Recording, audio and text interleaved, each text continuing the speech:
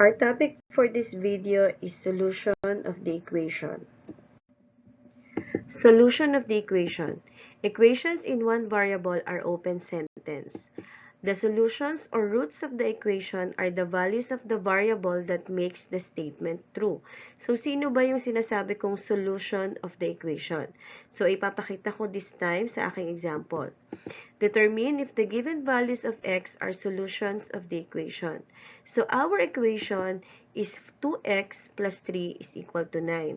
At ang given values of x is 3 and 4. So, dalawa yung value ni x. Isang 3, tsaka isang 4. So, start tayo kay x is equal to 3. So, lahat ng variable ni x, papalitan natin ng number 3. So, this will be 2 times 3. Kanina, 2x yan. So, pinalitan ko yung x ng 3. That's why 2 times 3 plus 3 is equal to 9. Then, let's solve the equation. 2 times 3 is equal to 6. I-bring down natin si 3. I-bring down din natin si 9. Then, let's solve. 6 plus 3 is equal to 9. Then, bring down natin yung 9. So, that will be 9 is equal to 9. Next, doon naman tayo kay x is equal to 4.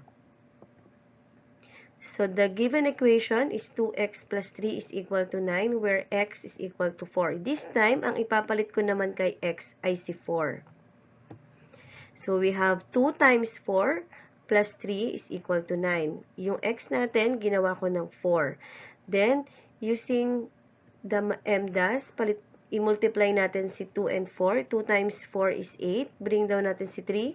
Equal sign, then bring down natin si 9. Next, we have 8 plus 3 is equal to 11. Then bring down natin si equal sign. Bring down natin si 9. So, this statement, nakalagay 11 is equal to 9, which is not true because 11 is not equal to 9. So, sa dalawa nating value ni x, si 3 tsaka si 4, kay x is equal to 3, nag-true ang ating statement. Sa kabila naman, si x is equal to 4, nag-false ang ating statement. So, therefore, 3 is the solution of the equation, but 4 is not. So, yung hinahanap nating solution ay si 3. Kasi dito, nag-true yung ating equation. Nung pinalit natin si 3 kay x at sinolve natin ito, nag-equal yung ating right side of the equation at left side of the equation.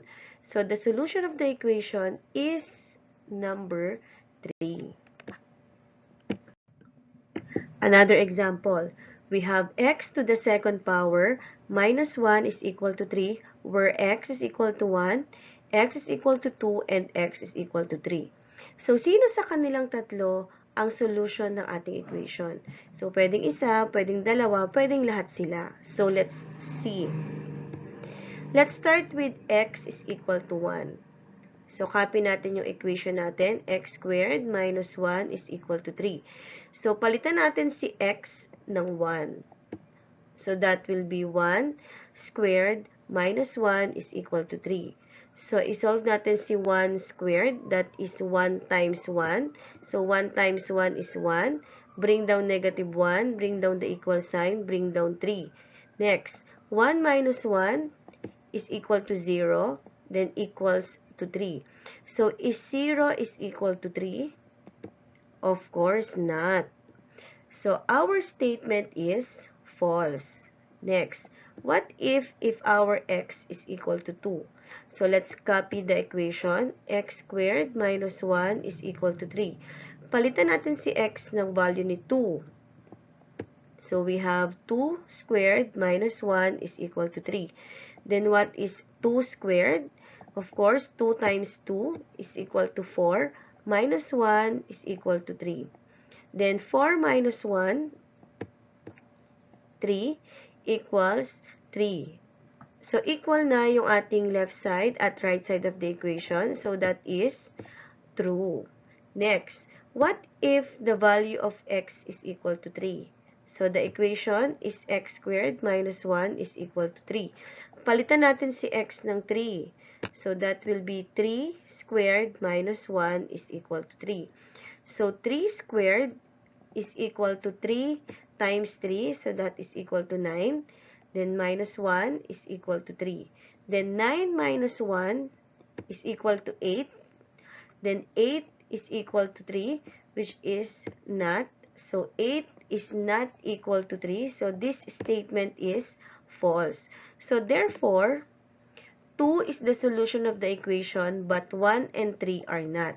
Kasi dito lang kay number 2, kay x equal to 2, nag-true ang ating equation. So si 2 ang solution of the equation. Another example, we have 3, quantity x plus 2 is equal to 5x plus 6. So, sino kay negative 1, kay 0, at kay 1 ang solution ng ating equation? Again, pwedeng isa, pwedeng dalawa, at pwede ring tatlo ang solution ng ating equation.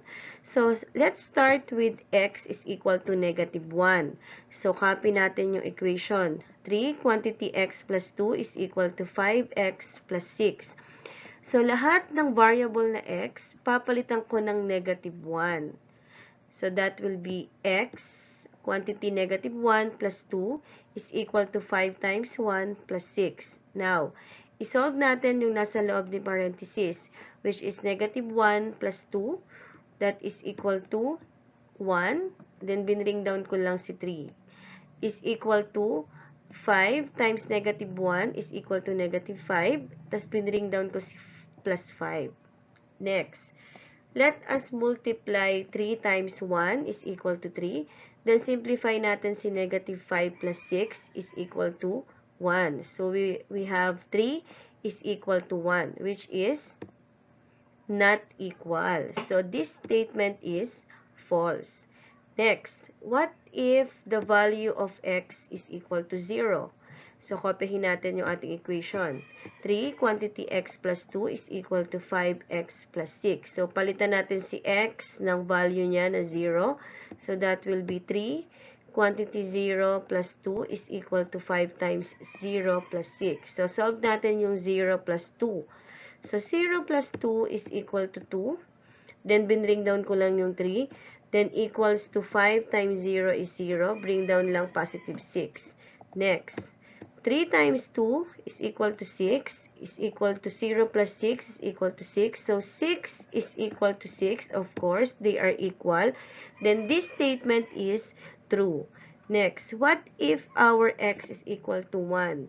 Kopyahin natin yung equation. We have 3 times quantity x plus 2 is equal to 5x plus 6. So, lahat ng x, palitan natin ng 1. So, we have 3, quantity 1 plus 2 is equal to 5 times 1 plus 6. Solve natin yung nasa parenthesis. So, 1 plus 2 is equal to 3. Then, binring down ko lang si 3 sa labas. Is equal to 5 times 1 is equal to 5. Bring down natin si plus 6. Next, 3 times 3 is equal to 9. Is equal to 5 plus 6 is equal to 11. Equal ba yung dalawa? Of course, they are not equal. So, this statement is false. So, therefore, 0 is the solution of the equation, but negative 1 and 1 are not. Kay 0 lang tayo nag-true, so siya lang yung ating solution of the equation. Thank you for watching, and I hope you learned something. Don't forget to comment, like, subscribe, and hit the notification bell para updated kayo sa mga susunod kong video.